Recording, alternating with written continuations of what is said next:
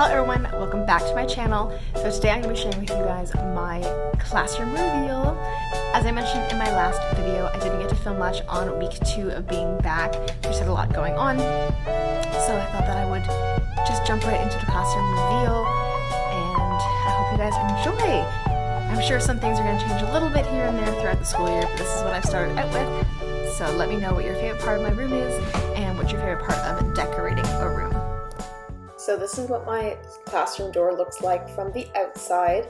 I have a very small bulletin board compared to everyone else in my hallway, so I thought I would do a quick little quote, and when you open the door, it spoils the surprise of the flexible seating, and the kids get super excited when they first see this. So this is the overview of my classroom.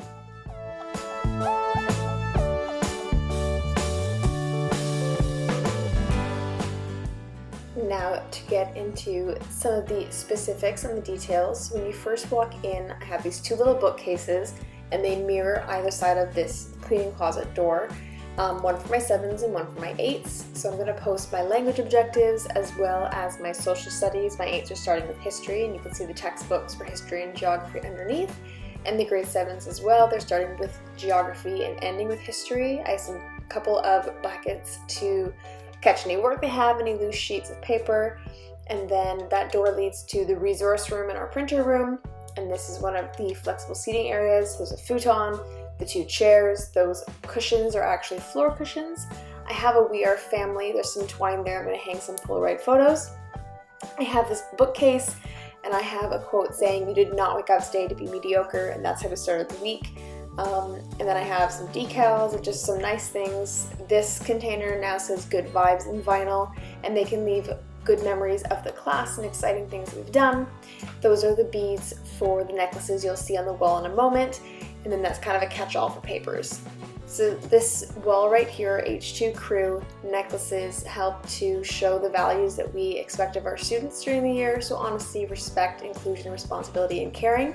So when I see students do that, I'm allowed to give them a bead of that color, or their peers can, and they fill up their necklaces throughout the year.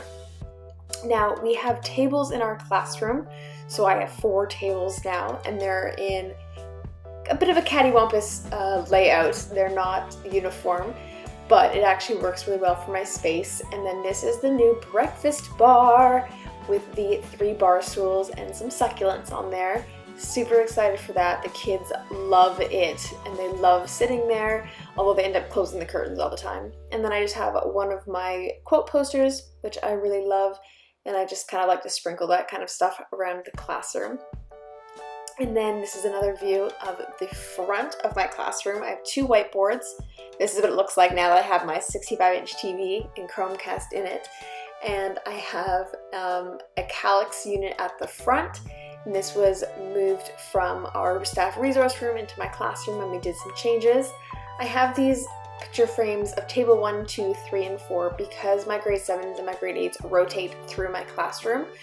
Their names are actually on Velcro dots. This way I can remember who sat where, and there's just some storage in the front. This is the classroom library. These are all my own books, or books that I've gotten from my boyfriend's family, from him and his siblings from when they were younger.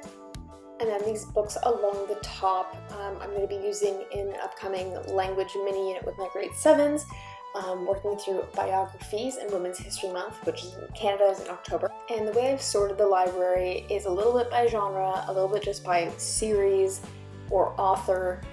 I did try to put things in logical order, but again, I'm working with what I've got and the space that I've got, and I've literally just managed to make it all fit nicely. And I'm really hoping that my kids reach for it. And then I have a Rate Your Understanding. I don't use this as often, but I did want to have it up just in case, because I do have a lot of different learners, and sometimes we don't learn the same way, and I forget that. And then this was a labor of love. I have this word wall that can be removed, and I'm super excited for it, but let me tell you, it was hefty to make. So I'm going to show you guys an example of the parts of speech. So the front is just obviously a cover of what's behind it, and I have the word and a definition and examples if I can. We work very closely with parts of speech through our spelling program, and obviously it makes for better writers understanding how to use words. So I want my kids to be able to get up and go check it if they're not sure. And then over here is just kind of my area, my desk, my bulletin board that has some clubs and some ideas for the kids. We have a book drive for me to we. Right now my desk looks very nice. I have rearranged underneath my desk a little bit. I've moved one of those units out. I have these drawers, I have a file holder, and then on the other side of the breakfast bar I have these 6 shelves to be better organized soon, but I worked what I've got and I kind of just put things that I need. And then this is my Meet the Teacher letter that I had out during our lemonade party, or our Meet the Parents before school went back.